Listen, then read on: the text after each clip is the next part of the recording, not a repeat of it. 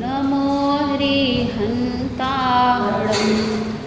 नमो सिद्धाणं नमो आयर्याणं नमो वज्रायाणं नमो लोहे सहस्राणं नमः श्रीवर्धमानाय निर्धूतकलिलात्मने सालोकानां त्रिलोकानां यद्विद्यादर्पणायते। यह श्री रत्नग्रंथ शावकाचार्य जी ग्रंथ आचार्य समंतपत्र द्वारा विरचित है। इसमें आज अपन चर्चा करेंगे देवमूर्ता की।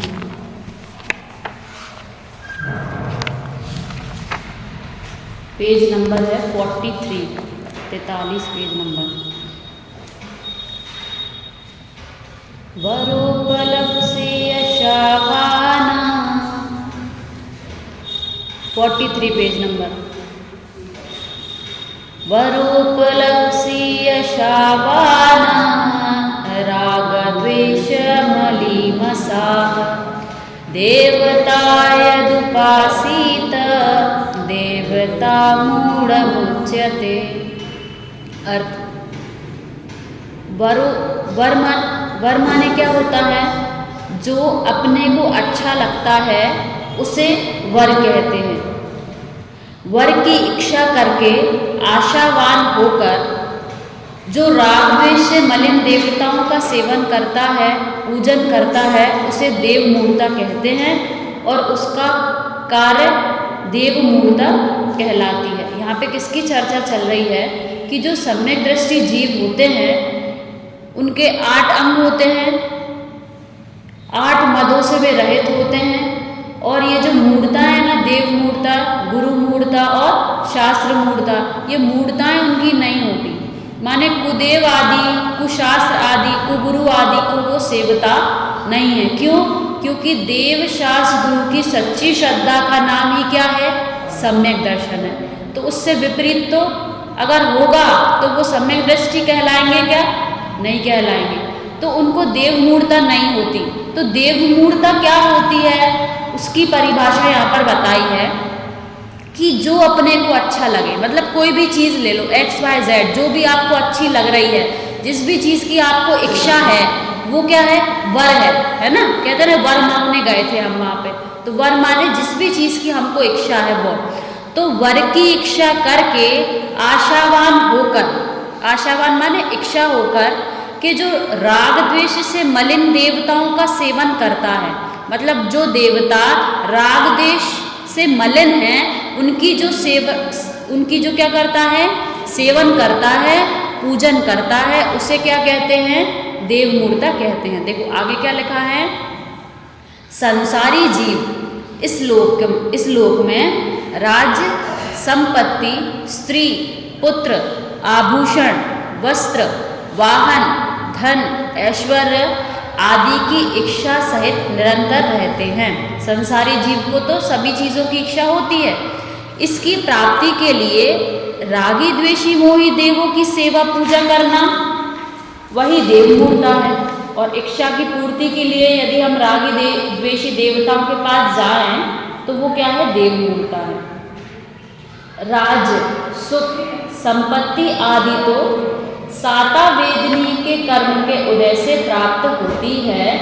वह साता वेदनीय कर्म कोई हमें देने में समर्थ नहीं है। देखो कितनी अच्छी बात लिखी है कि इच्छा होती है किसको? संसारी जीवों को। संसारी जीवों को अनेक प्रकार की इच्छाएं होती हैं। इच्छा करने से कुछ मिलता है क्या? या उनके पास जाने से कुछ मिल जाएगा क्या? जैसे एग्जाम्पल के लिए किसी के पास धन की कमी है और वो यही बात चल रही कि इच्छा जो है वो क्या है? वर। वो वर मांगने किसके पास जाते हैं? रागी द्वेषी देवताओं के पास जाते हैं। तो जैसे किसी को धन की इच्छा हुई, वर हुआ और वो कहाँ गया? देवी देवताओं के पास। तो क्या वहाँ जाने से कुछ मिल जाएगा क्या? क्यों नहीं वो समझा रहे हैं कि क्यों नहीं मिल सकता। अगर हमें 1% भी इच्छा होती है ना कभी कि हमें ये हो रहा है और हम वहाँ चले जाएं, तो क्यों जाना नहीं? क्यों? क्योंकि राज्य हुआ, सुख हुआ, संपत्ति आदि तो साता वेदनी कर्म के उदय से प्राप्त होती है। जब आपका साता वेदनी कर्म का उदय होगा तो स्वयं वो चीज अपने को क्या हो जाएगी, मिल जाएगी। और उदय नहीं होगा तो चाहे तुम वहां जाओ या ना जाओ, मिलने वाली तो नहीं है। तो वह साता वेदनी कर्म हमें देने में समर्थ नहीं है। हम वहां जाएंगे तो क्या वो हमको साता वेदनी कर्म दे देंगे क्या कि लो तुम्हें साता वेदनी कर्म के उदय से संपत्ति मिलती है तो ये साता वेदनी कर्म ले लो? ऐसा पॉसिबल है क्या? नहीं है। हमारे किए हुए कर्म के अनुसार ही तो हमें मिलेगा ना। तो ये पक्का श्रद्धांत क्यों नहीं है हमें कि हमारा साता वेदनी का उदय होगा तो जो जो चीजों की इच्छा हमें हो रही है वो स्वयं ही मिल जाएगी। रागी द्वेषी देवताओं के पास जाके नहीं मिलने वाली। क्या लिखा है?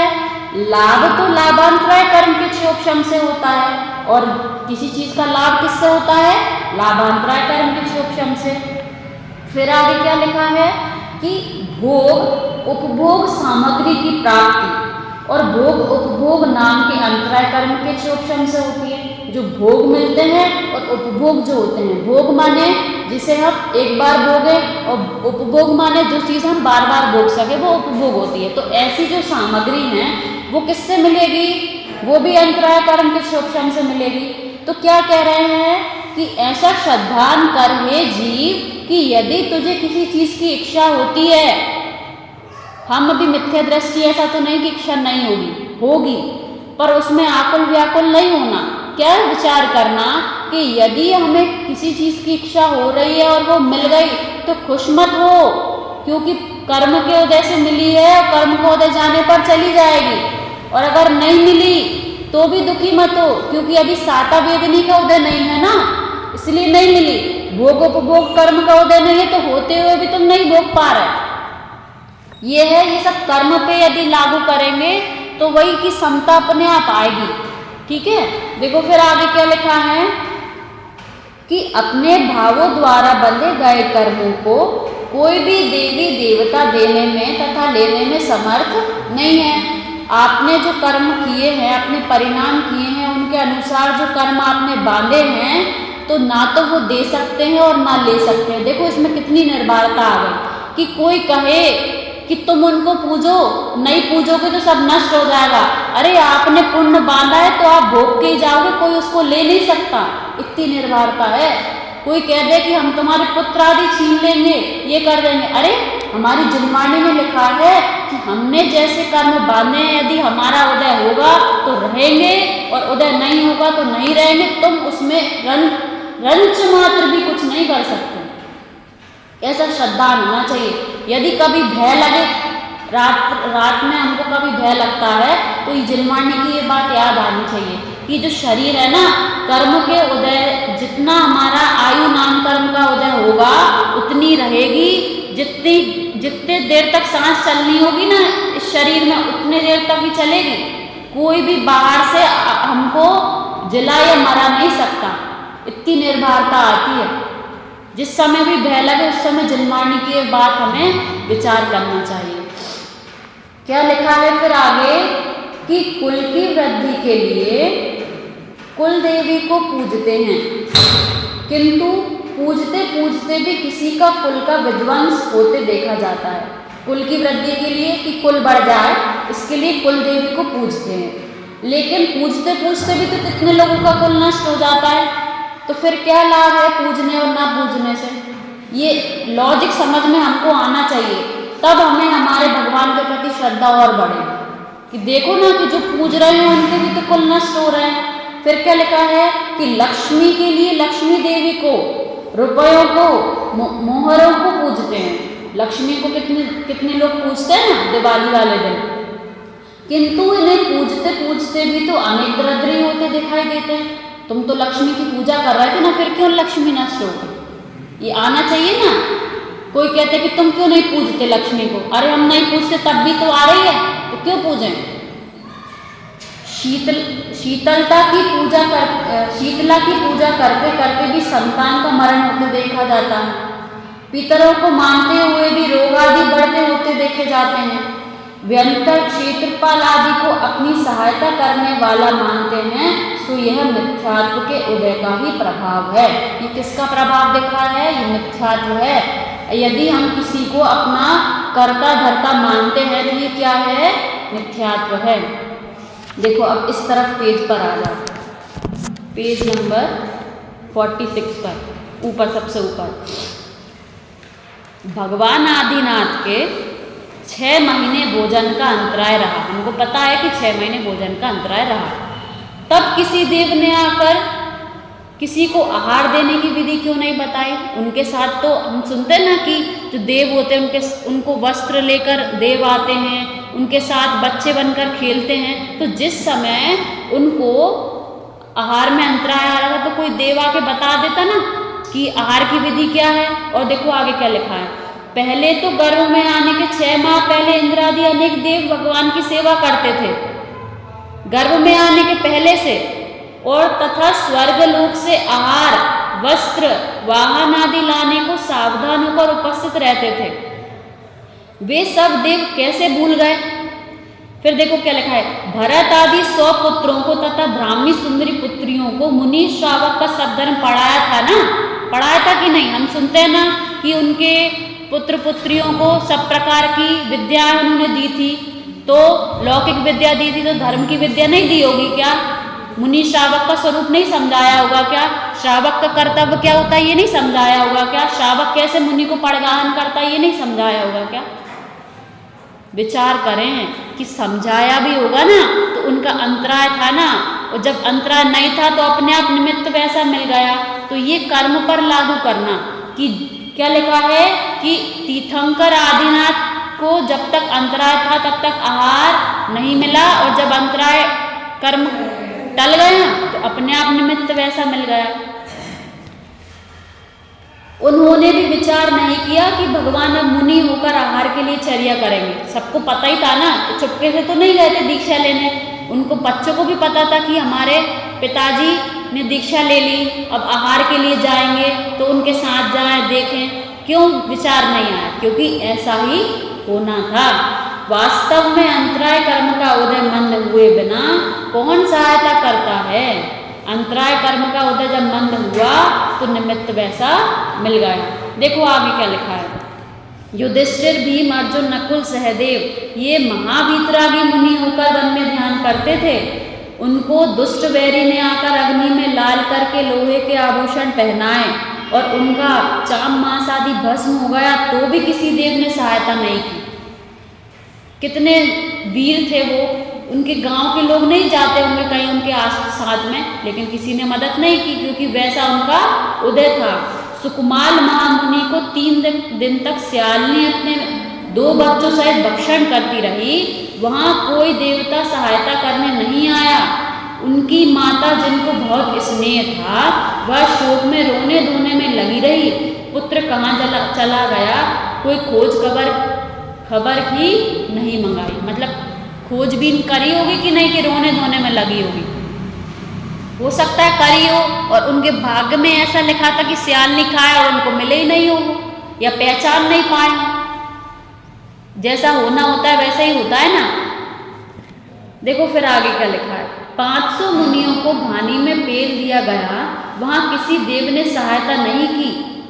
पद्म, राम, बलभद्र और कृष्ण नारायण जिनकी पहले हजारों देव सेवा करते थे, जब हीन कर्म का उदय आया और पुण्य क्षीण हुआ तो कोई पानी पिलाने वाला एक मनुष्य या देव भी पास में नहीं रहा। जो सुदर्शन चक्र से नहीं मरा वह एक भील के बाण से प्राण रहित हो गया।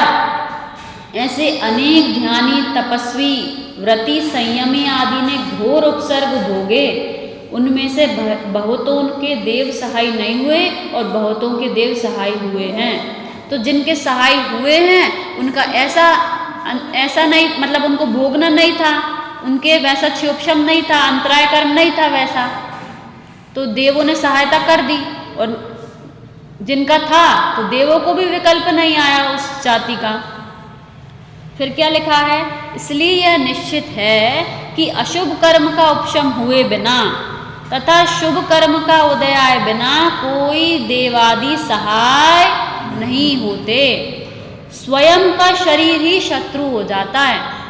किसका शरीर? स्वयं का शरीर ही शत्रु हो जाता है। कैसे? कि हमारा अगर वैसा उदय होगा तो रोग आदि शरीर में ही आ जाएंगे और ये दुष्ट जैसा लगने लगेगा अपन को।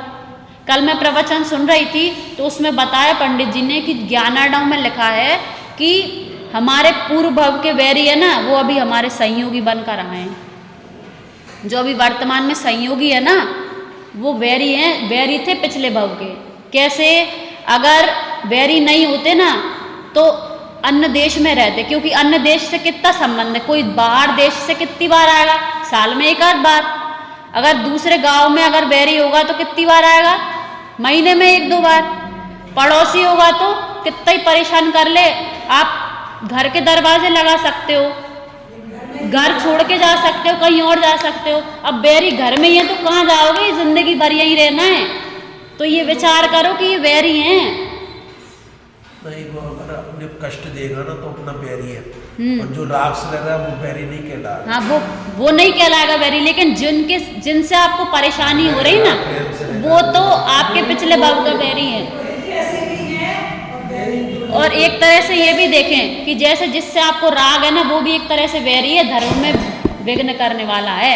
जिससे आपको राग है उसके कारण आप कहाँ धर्म कर पा रहे हो? दुकान किसके लिए कर रहे हो? बेटा अच्छा या बुरा होता तो करते क्या दुकान? तू अपनी संभाल, मैं अपनी संभाल रहा हूँ, और मुझे जितनी जरूरत है मैं उतनी करूँगा, क्यों 10 घंटे काम करूँ?